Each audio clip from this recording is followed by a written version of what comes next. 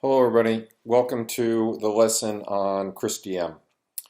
So we've talked a bit about ChrisTM in the opening lesson regarding what is advanced analytics, predictive analytics, and data mining, but now we're going to spend a little bit more time talking about ChrisTM itself.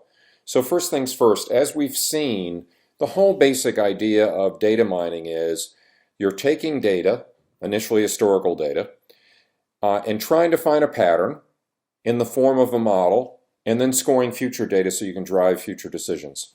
As we've seen, we use the past data to develop the model, but that's not at all the end of the process. We then want to take new data and run it through the model so that we can make those predictions.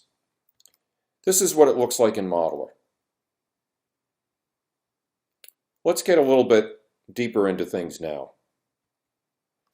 Take a look.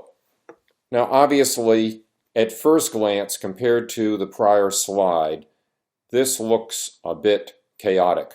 But there's a very straightforward structure here. If you take a moment to start to look over things, you can see that a lot of the same pieces are in place. Let's go back to the prior slide for just a moment. There we go. So we can see we have the historical data. We're trying to find the pattern. And clearly what's going on down at the bottom is we're focused on scoring. So now let's go back once again to the more complex one. Take a look. The first thing perhaps that jumps out at you is that the scoring down at the bottom is almost identical to before.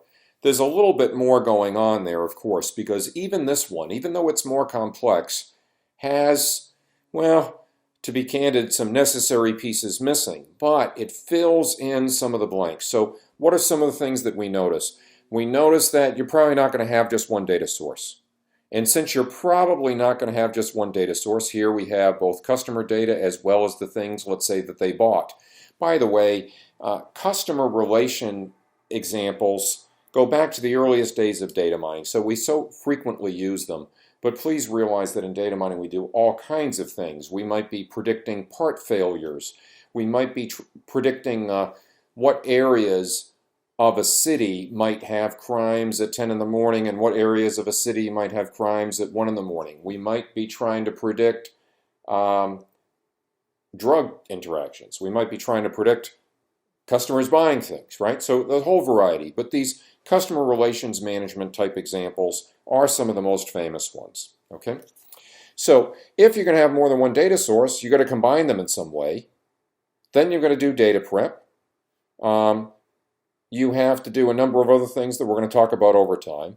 But in essence, while this still isn't perhaps a completely real-world example, it's more real-world, and more than that, it has all the elements of ChrisTM that we're going to want to talk about. So let's start talking about those phases. And as we go through this extended example, now you may choose to watch this material all at once, or you may choose to do the theory behind one phase and then a little bit of practice, alternate back and forth. However you choose to do it is fine, but we're going to be talking about the different phases, and we're going to be talking about aspects of Modeler that are involved in those 6 phases of ChrisTM. Let's take a look. This is this happens to have the qubit colors, which I think is great, but this is the process model from the ChrisTM document. And we can see that the 6 phases are business understanding, data preparation, that's the one that has that reputation of taking so long, modeling, evaluation, and again, it's not data mining without deployment. You've got to get to deployment to complete the process. Let's talk a little bit about the background, the history of ChrisTM. The process began earlier than '99, of course. It took 2 to 3 years to write. It was actually supported by a European Union grant, and the process began in '96 of assembling a team and conceiving of the idea, but it was presented in its first version, which is still the current version, in 1999. And the lead authors were drawn from ISL. Now, ISL was the company that made what was then called Clementine. Around that same time, around '99, it was bought by SPSS. And as you may know, in 2009, SPSS was bought by IBM. The lead authors also included folks from NCR and Daimler Chrysler. However, using a survey approach and using meetings by forming a special interest group, a couple hundred folks were involved in this document, but that's where the lead authors came from. And the lead authors also included Colin Shear and Tom Cavazza. They were the representatives from ISL. So they were key players in creating Modeler. Colin really gets the credit for that, but Tom was actively involved from the very earliest versions. Colin and Tom were kind enough to collaborate with myself and my co-authors on the IBM SPSS Modeler Cookbook. We put a lot of effort into that book, quite proud of it. Tom is a co-author and Colin wrote the foreword.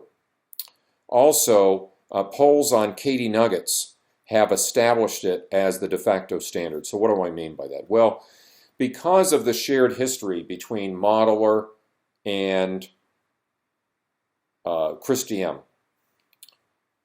obviously a lot of folks that use Modeler have been using ChrisDM. But what was discovered by the polls that were done on KD Nuggets is that there were a lot of folks that don't use Modeler that also use ChrisDM. Something about 40% of the folks that engage in data mining describe themselves as using ChrisDM, and really no other process or recipe for doing data mining could really compete with that. So it's really used more broadly than just the Modeler community, and I've always found it very useful. KD Nuggets, by the way, is a website, so please do visit kdnuggets.com. A lot of useful stuff there. Okay, now we're going to be hitting these phases one by one as we go through the material. We're not going to do that in this lesson. We're actually going to conclude the lesson with this slide, but let me tell you a little bit about what we're looking at. This comes directly from the ChrisDM document as well.